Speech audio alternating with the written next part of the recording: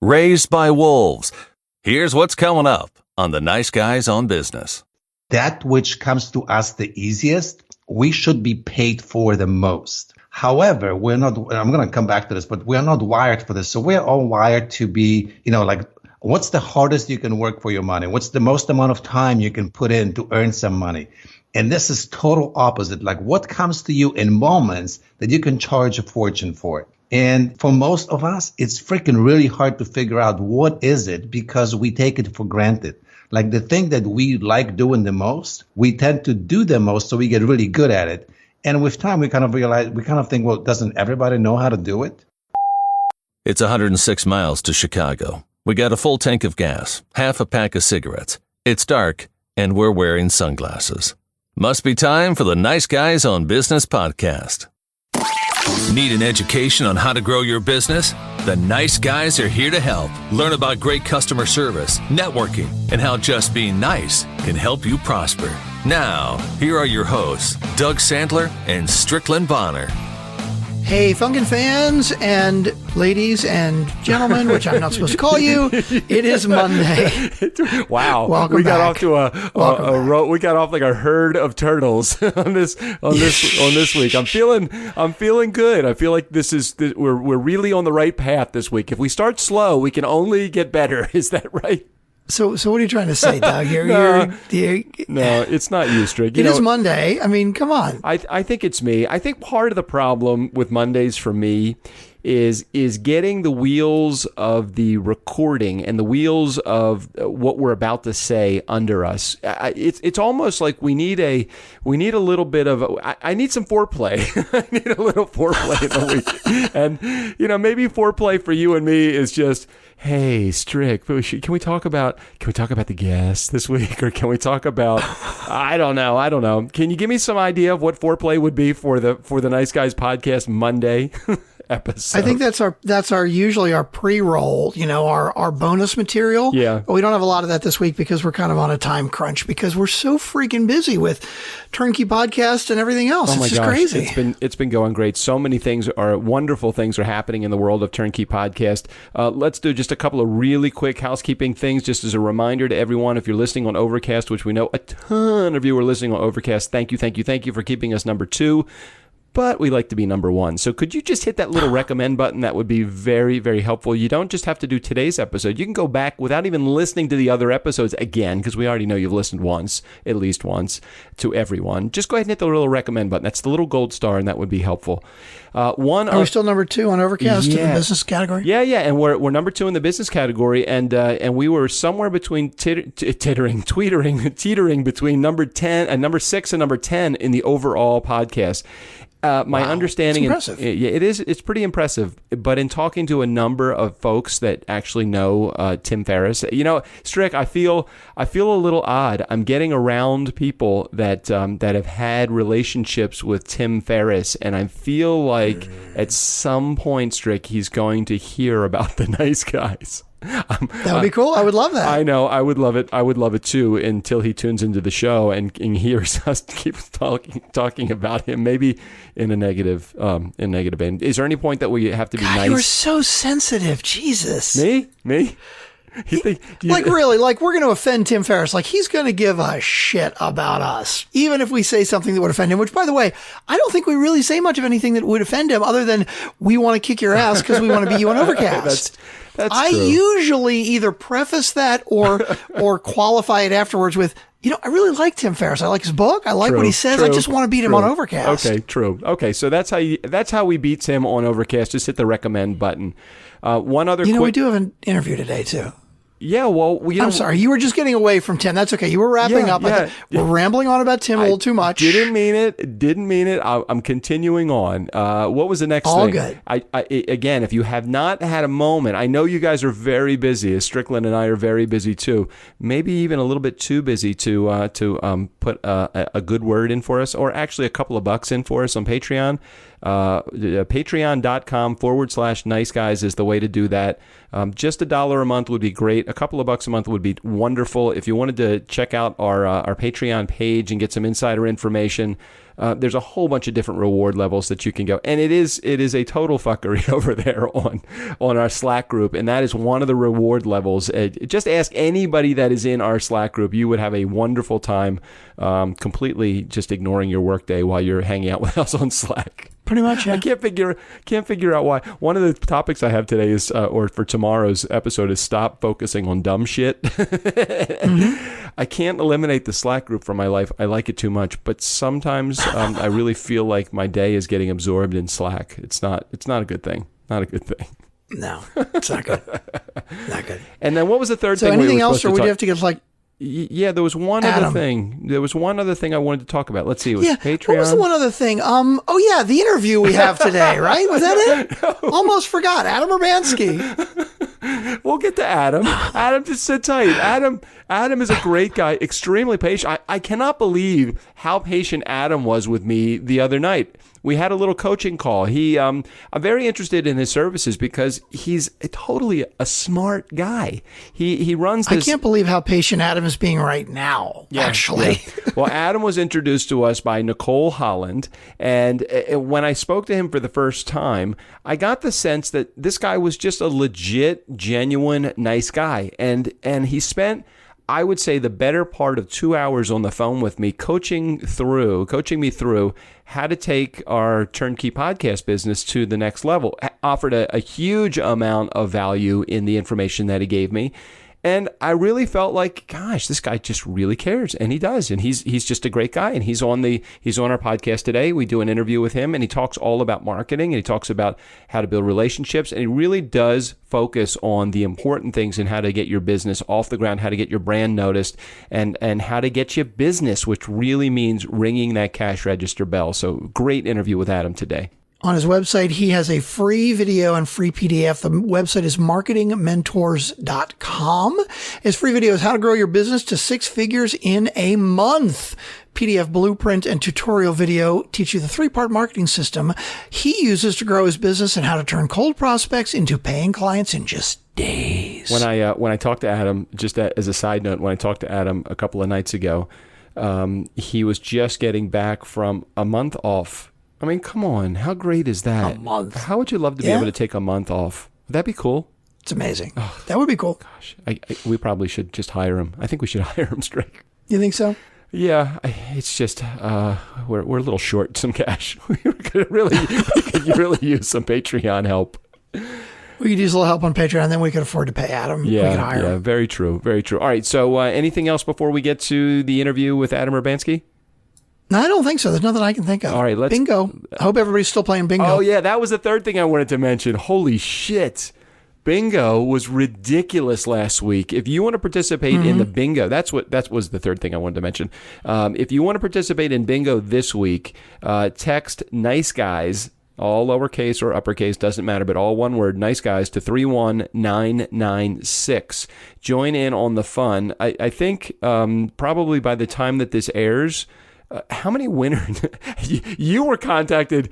I think you were having communication with somebody at 6:30 in the morning the day the game came out. Yeah, we're going to be starting the new game next Thursday, I believe, because the first game ended so quick. We're going to change it up. But we'll talk about that more tomorrow on Tuesday's show. Oh my gosh. But yes, if we didn't want to really say anything because I don't want to discourage people from calling in. I'm curious to see how many people are playing and actually.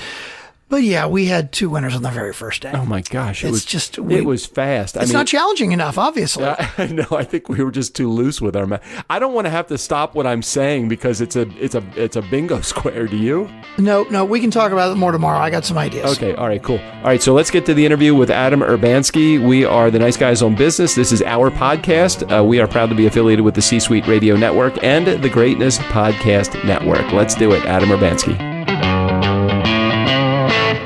With blog titles like 7 Ways Not to Lose Your Next Sale and 3 Simple Shifts That Will Accelerate Your Business to 6 Figures in a Month, I started thinking, holy shit, this is just clickbait. And then I started to talk to some real life examples of some coaching gone right. I mean, real clients, real results. So Adam Urbanski, he's that guy. His $1 million blueprint is really the real deal. And here to share some of that and some of his story is Adam Urbanski. Welcome, Adam, to the Nice Guys on Business podcast. Man, it's so great to be here, Doug. Really appreciate the invite. I love having you here for a couple reasons. Number one, you're one of a few guys that actually have more hair than, and that's always a good thing. That's right? Okay, so there you go, being nice to me right away. Well, you did say you listened to some episodes, so you know you're going to get a bunch of shit from me right from the beginning, right? Mm-hmm. Yeah, whatever, Doug. Just keep talking, keep saying nice things about me. So, Nicole Holland was our introduction here, and it's not easy to win Nicole over. I mean, first, she has purple hair, and that's challenging to begin with, all automatically right out of the gate. And then she's got these things called huge expectations. So share with our nice guy community what you do and how you were able to win over someone like Nicole, because while she is an amazing person, she also can be challenging to those that have a service to offer. And she hired you. So you got to be good at what you do to have Nicole as a valuable client. Man, I don't know what I did with Nicole. This girl thinks I walk on water. Yeah. Really, seriously. Like, she does. I have no idea what's going on over there. Maybe she has a crush on you. I don't know. I don't know, but man, I love her. You know, it's like she is someone very much like you. What you just did. You've done your homework, and apparently she's watched me for a few years before we even connected. And truly, she seriously thought I was like greater than God. And I think what she quickly discovered is that whatever my persona is on the outside world, you know, inside I'm just a regular guy putting my pants on one leg at a time like everybody else. There's no BS. What you see is truly what you get. It's just because I've been at it for so long, you know, people kind of blow up the story. Yeah. But you know, Doug, what I absolutely love doing is taking people who have a real solution to something, a real skill, real set of knowledge that make a difference for other people, but they are usually clueless how to turn it into a real business. And I help them accelerate that process.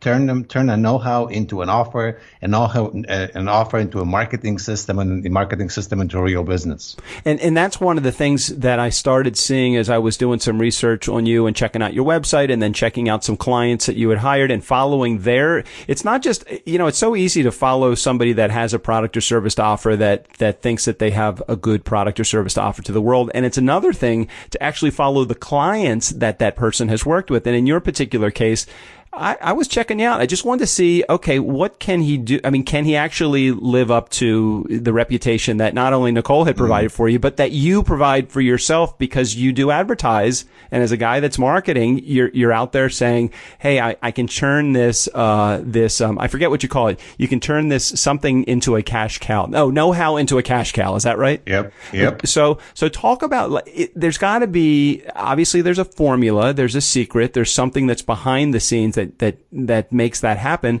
Give me a tidbit. Give me something that I can actually turn into some action item for my nice guy community. How do you turn your know-how into a cash cow to start?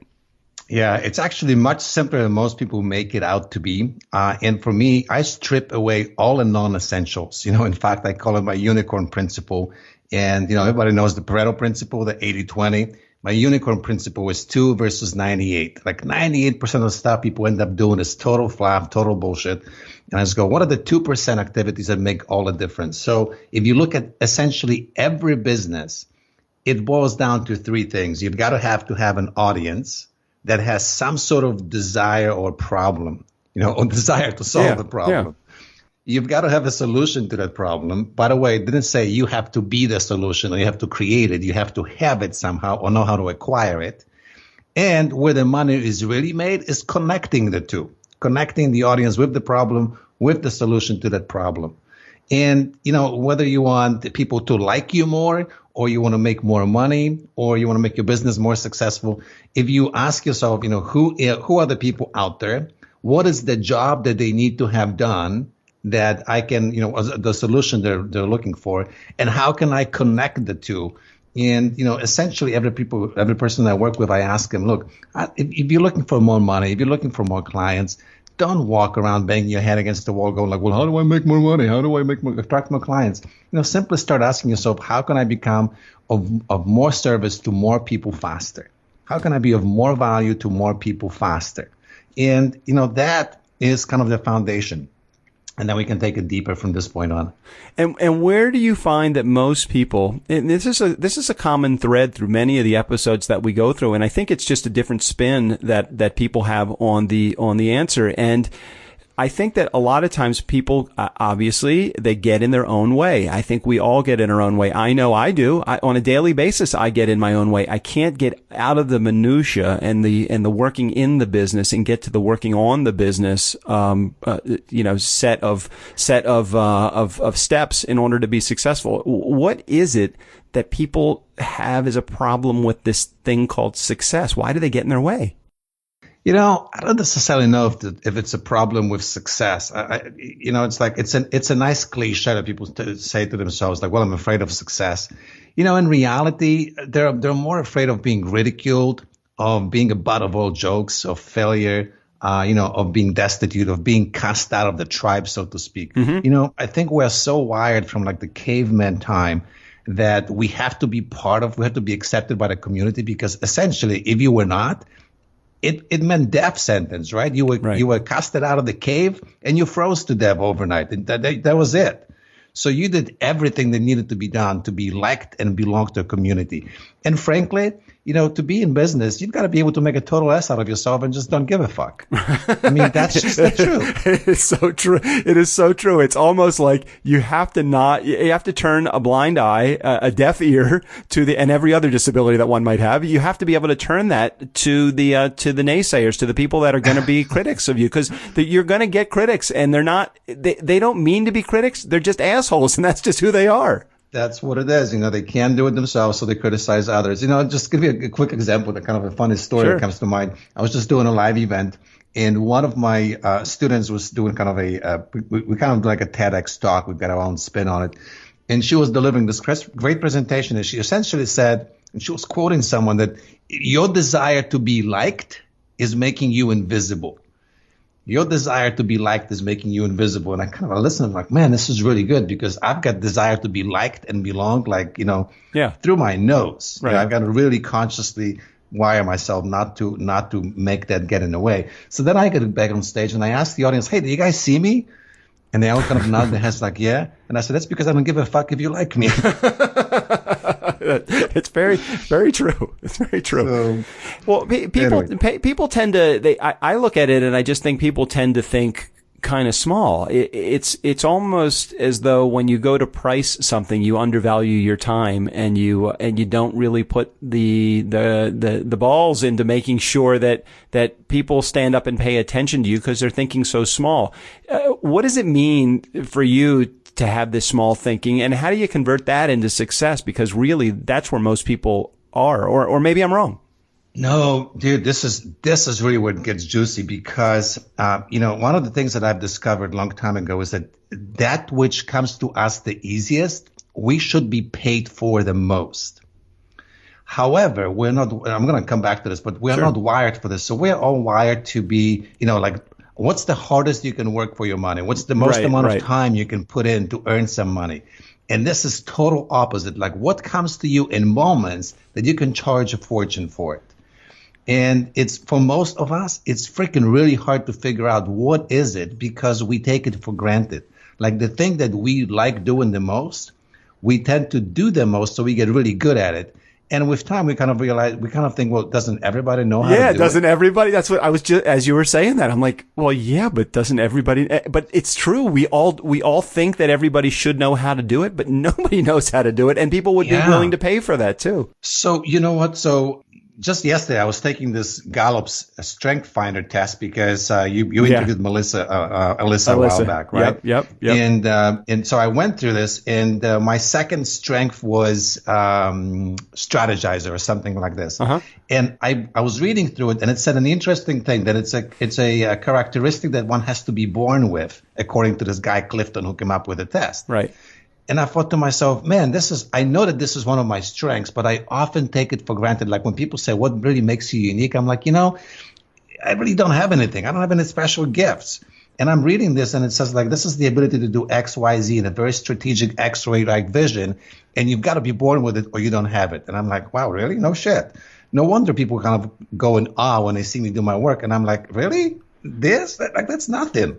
Well, and I think that's what trips people up. They think they've got nothing and they've got gold on their hands. Well, and as you said, one of the top 5 for me is there's nowhere probably in the top 50 for me is strategic. I think that when I did it, mine was all in positivity and communication and relationships, and Strickland's was the same thing. And it's no wonder that the two of us consistently and constantly struggle for okay, we have this great idea, we have this great product, we have this great service, so we think we know what we're doing. We just don't know how to market it to the world because we have no strategic thought in which to put it in place. The world will find their way to us. If we're really that good, we're wonderful at building relationships, and we make people feel good, Adam. So we should be able to just get business as a result of that. Fuck that, people. That does not happen. People, the business does not just come to you. You got to get hardcore with your beliefs of what are our negative, and this is the same thing with everybody that's out there. We all have, as exactly you said it. I have not been able to precisely put the wording together so well as you just did, because you're a strategic thinker and you know how to do that. We don't value our time because we think that this comes easy to everybody as well. So, let's take it a little bit deeper if you want to. I mean, it's like, because I actually find that a lot of people struggle with it, and that really trips them up, right? Yep. So I kind of found 2 or 3 ways to help people out. Number one is, if you're in a really busy industry and you don't know how to stand out, what you want to do is focus everything you do on a narrower sliver of your expertise. And essentially, I talk about talking the walk. So first, do something that you've done really, do something really well, accomplish some result, even if it's something small. Mm-hmm. Like, if you put together a half a dozen opt-in pages and they all convert at 80%, it's like, dude, you've got freaking magic on your hands, right? Right. So why don't you start teaching others or showing this? Don't worry about all online expertise, marketing, online traffic, list building, making billions. Just talk about, how to consistently crank out opt-in pages that convert, 8 out of 10 people into subscribers. Wow, this is freaking gold. Right. Now you can become the go-to guy for that little thing. And before long, people will be beating path to your door for that specific skill. You get to expand it later on, right? And then, so for me, where the confidence comes from is you've done this before. You're not just flapping your lips because you read a book somewhere, you heard some other guru talk about the shit. You really have done this a few times. You know all the nooks and crannies, and you know kind of what can go wrong and what needs to be done to make it right. Yeah. And then even before that, or kind of part of the process as people go through it, really pay attention to conversations. So when you do something and people stop and kind of in amazement go like, wow, how did you do that? Mm-hmm. And you kind of shrug your shoulders, go like, oh, this? Oh, nothing. Right. Stop, because you just perform black magic in front of other people's eyes. Yeah. And again, to you, it's like nothing. They just gave you a clue that you've got some wisdom there. You've got some superior skill, some brilliance that they're completely oblivious to. That could be well monetized. Or another thing is people come to you and ask, hey, could you help me with? And if they consistently come to you and whatever comes after with is kind of repeatedly the same thing, that's really a good inkling that, they see a genius of some sorts that you probably are completely oblivious to. So how do you start? If you're going, like right now, we're all 24/7. I mean, okay, so not 24/7. So we're all 8, 9, 10 hours a day. We do our job. We're bust and hump. We're just completely just in that loop of doing it over and over and over again. And we're just so fucking busy, as we all are. How do you say to somebody, hold up, dude, just stop for a second. Just stop. Look, let me focus you. Let me show you this one formula that's going to get down to the finest minute thing that you do extremely well. How do you shut off all of that other stuff that's going on? I look at it in my case and I say, I have 17 things that I do in the course of my day. I can't just stop it, or can I stop it? How easy is that, Adam? It's not easy, but for me, everything starts with a decision. Like once you make a decision that, I'm sick and tired of doing all this shit and I want to produce a different result, if you don't make this decision first, then the mechanics are completely irrelevant. Yeah. It's like, people go and buy annual planners and they sign up for journals online and they think it's going to make them successful. Unless you decide to become an organized, scheduled person, and make a conscious daily effort to do this, no fucking planet on planet Earth is going to help you become more organized. It's just not going to happen. Right. So that's the first thing. And once you do that, then it's really essentially, like this book from Lean Startup. They talk about minimum viable product. Well, I look at everything in terms of MVP. What is the minimum viable program? What is the minimum viable, effort offered that I have to put together? What is the minimum viable plan I have to act on to deliver the first minimum product or program? And I strip it down to the bare bones. Again, everything non-essential needs to go, because the first thing is we need to prototype that whatever you want to do, it actually works. And when it works, man, it just gives you so much confidence, and it usually also gives you cash to fuel further growth. I talk about companies like, I think it was Blue Apron, the food delivery company. Or the Airbnb guys. Few people know about it today, but these guys, the founders and the chief marketing officers of those companies, initially went door to door to the customers. They stood at the grocery store checkout line and saying, "Hey, would you pay me $20 if I delivered this to your house, or if I pre-cooked it? Would you?" They went and took orders on a notepad. They fucked all the technology. Said, we can build technology, but we don't understand what our customers want. Let's just go to the home, sit across the kitchen table, meet them at the grocery store. Let's figure out what the hell they want. Let's deliver it in the back of our car and see what it actually looks like, how it works, the reaction on the faces. Then we can figure out how to build a scalable system. So for most people, they buy into all this bullshit of build a scalable business. Do the fucking things that don't scale at first. Put a little labor into this. Amen. And fall in love with your customers and watch magic happen. Well, what I've seen, which is really interesting in talking to Nicole and a couple of the other clients that I've actually had a chance to watch some YouTube videos and some other testimonials that they have provided for you. What's so great about it is they all go from, and I want to say these are pie in the sky stories, but they're not. This is the real deal. This is people sitting in an interview situation talking about these, and it's not an infomercial. They don't have to say anything, and you can tell they're completely genuine. It's like, he gave me some goals, some things I did not think that I could do on my own. I fucking did it, and I can't believe I still can't believe that I actually did it by doing stupid, simple things that Adam just put me down the right path. Is it really that simple, or are these just a few testimonials or test cases that happen to, something gone right? It really is that simple. But let me tell you something, Doug. It took me nearly 18 years to figure this out. I literally did not figure it out until and I have plenty of success stories over the last 18 years. Plenty. And some of them are freaking magical. But over the last 6-7 months since mid last year, consistently, the people we put through our program, we now get 90+% success rate. 90+%. It's like cookie cutter. I finally figured out a method to strip down everything to like 3 non-essentials that everybody has to do. So you talk about Nicole, and actually, before I even tell you about Nicole, the stories you likely found online. Most of them, I think, like 99.9%, whatever you've seen, are all from figuring out this latest method. So like the stories that we haven't even put them out there yet. I know this because this was you actually in the videos, Adam. You actually had hair in the videos. So I know this to be the case. Dated, right? Definitely dated. But now we've got dozens of like the newest, and we kind of go like, okay, who the hell do we interview for case studies? Right. And another thing that we figure out kind of how to make it work, that I don't even have time to put those case studies out there. It's like, that's how crazy it's gotten. Yeah. But to give you Nicole, right? I guess I'll give you 2 stories. One, Nicole is one.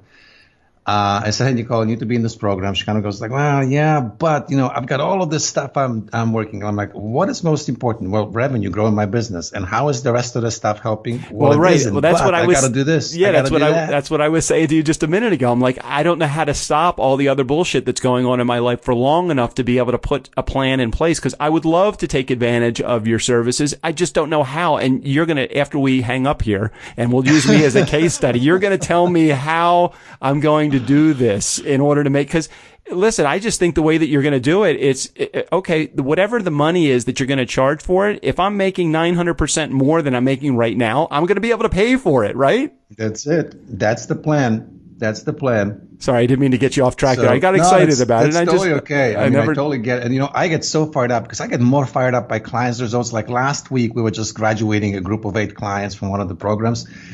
And man, like, let me actually open something. I'll tell you something. Like in the last day, they were coming in reporting their revenue sales. And these are solo professionals. These are not mega bazillion companies, right? And they coming in with sales like 32,000, 33,000, 25 grand, 21 grand, like in the last day, like really, pushing for the last effort. So hold on. Let me just interrupt for 1/2 a second, just so Nice Guy community, so you're aware. Adam has a level of accountability for this, not for the client to be accountable to Adam, but for Adam to be accountable to the client, because the only way Adam knows that he's being effective at what he's doing is if he's getting this. So he's asking the clients for this information, not so they can give a pie in the sky. He wants to shoot holes in this fucking plan so that he can make it better. Right? Sorry. Okay. Man, you've done your homework. I know how this works. I mean, I know how it works with you because I'm checking you out. I want to see, like, how is this guy legit? And everything I'm hearing about you is legitimacy, authenticity, genuine, and you do get excited about it. I know you do because your clients do. Yeah. Sorry, I got excited there. Sorry. It's like, so let me just finish Nicole's story. That's really good. So Nicole kind of goes, I'm like, okay, so in 90 days, what do you want to do? And she gives me a revenue goal. In 90 days is twice what she's made last year. I'm like, okay, well, that's pretty ambitious, but you've got a good plan mapped out. I'm like, okay, I'm game. Let's make it happen. Dude, she made a quarter of this goal in the last 2.5 weeks. A quarter of the goal. So essentially it means that she made a quarter of what she's made last year in 2 weeks. Yeah. Yeah. I'm interested. Like, wow, that's pretty cool. I'm interested in this. That's the power of the focusing and the plan and the right execution. That it's so true. It's so true. I know when a show and an interview is really good when I fucking start sweating like a motherfucker. I'm telling you, I can't. My clothes are drenched right now because I get so excited about having somebody that is so passionate about what they do, knows how to do it. And the people, and you've been on plenty of interviews as well. And Nicole has handled many interviews too. And we oftentimes will do a little debriefing after some interviews, and we're like, yeah, that was total bullshit. But that's a brand new person in business, but I know they want to do it. Now, it's not just you want to do it, you are doing it. You're walking the walk, talking the talk, and making shit happen. And that's incredible. I love that. Well, I appreciate this. And, Doug, I think what's really important that, whoever, is listening to this right now, they are where they are. All right. And what's most important is don't compare you, the listener. Don't compare yourself to anybody else. It's like, don't compare yourself to me or anybody that's smaller or greater. It doesn't matter. You've got to start where you are at and just do the best with what you've got at the moment. But I think if you were to kind of really take a strategic big picture lesson out of this, is really this. Number one, fall in love with your clients. Like absolutely if you really just, if you're in it just for the buck, it's going to show. You've got to have some sort of purpose, passion that like when shit hits the fan, and it's going to hit the fan more than once in your entrepreneurial career, you're going to get yourself out of bed and drag yourself through a pile of shit just to get your day done because you know that your work makes a difference, right? You've got to have that. And then number two, roll up your sleeves and do the fucking work. Stop buying all this bullshit of push the button, get rich. You will get there in 20 years. Believe me. Like I've got push the button, I'm getting rich. I'm fucking loving it. But I've worked for the last 25 years. All right. Yeah. Yeah. And if you think it's going to happen for you overnight, not going to happen. It's going to take you time to figure out who you are, what you do well, and everything else. So allow yourself for this time. And the third thing, dude, make a total ass out of yourself and just laugh all the way to the bank. Yep. Yep. It just stop caring so much of what everybody does and what they think. Like, I hear from my clients like, hey, have you seen so-and-so offer? Have you seen the lunch? I'm like, shit, I'm oblivious. I'm on Facebook all the time, but I'm on Facebook in my clients' groups, supporting them, writing, support tutorials and stuff. I don't even go to my newsfeed. I don't care what's going on over there. I don't care who's promoting what. Like, why would I care? Right. Oh man, you are Nicole was 100% on the money with you, Adam. You are legitimate and you're just a great guy and you are a nice guy. So were you a little, I heard just through the grapevine, maybe you gave me this information. I heard you were a little intimidated to come on this show. I was, and it's, well, it's like this whole concept of nice guys, it's like I left a comment on your iTunes account because it threw me for the loop. I'm like, it's going to be like very nice, slow pace, nice questions. And then like right from the opening of your show, I'm listening to this going like, wow, these guys really have the game going on. I love this. They're like authentic. They pass all the bullshit, and I can actually cast. Normally, I have to filter myself, so it's like, no, you're awesome. good. You're good. I love it, Adam. So if our clients, or if our listeners, I see, I've already turned everybody into a client of yours. This is good. If our audience wanted to get a hold of you to find out about how to do what you are offering, share your contact information here. Very simple. Just go to Google and type in the marketing god, and I'm going to come up. Oh, wow. That's pretty good. Wait, if they type in marketing god on Google, you come up? Yeah, and then I wake up and I have to settle for reality. So, no, seriously, just go to themarketingmentors.com. That's THE marketingmentors.com. Or look me up on Facebook. Either way, let me know you came through the Nice Guys. And say hello. I love chatting with people. I love connecting with folks. That's great. We'll put all of your contact information and the nude pictures of you right on our show notes. So thanks. Definitely. You mean the new ones with the one that I have the brand new toupee? Just the toupee. Yeah, that's it. Okay, that's very cool. So let me ask you just a personal question or two, and then we'll wrap up here. But you're getting an invitation in the mail, let's say, and not that I ever go. I don't actually leave my fucking house, Adam. I'm still in my pajamas, and it's right now it's 3:30 in the afternoon. You get an invitation in the mail. It's to an event, and you see the dress code at the bottom of the invitation. What is the dress code that you're hoping for? Man, that is a great question. Honestly, I don't care. You're just glad to get invited. Yeah, I think I'm just glad to be invited. Okay. But true story. At my last event, just happened a couple of weekends ago. I did the same event 6 months ago. I was really in jeans and t-shirt. This event, I put on my suits and shirts and, cufflinks, like the whole 9 yards. Yeah. And, I told the audience, like, look, everything you get is what you see is what you get, 100% authentic, with the exception of this outfit. I don't dress like this every day. I dress like this, to respect my audience. And some lady comes to me and says, well, so this is fake. I'm like, no, it's not fake. I feel 100%. I love wearing quality, clothes. I'll go and spend thousands of dollars on a suit and shirt and tie. I love this shit, but that's not how I dress every day. But what I try to really communicate is like, look, these clothes, whatever you see, t-shirt and jeans or underwear or $7,000 suit, they don't make me. Right. That's not who I am. That's just what I put on for the day. Excellent. For whatever reason. Excellent. And well said. So tell me about your cell phone for a second. Do you have an iPhone or something inferior? iPhone. Okay, excellent. And do you have it anywhere near you? Yep. Okay, great. Go to your texting app. Tell me the last text you either sent or received. Oh, man, this is going to be embarrassing. Okay, I just got a text from my daughter. Thanks. Love you, Dad. I got this. I'll be connecting on LinkedIn and reaching out to connections I already have as well. She's looking for a job, by the way. Nice. Oh, wait a minute. What's her field? What's she want to do?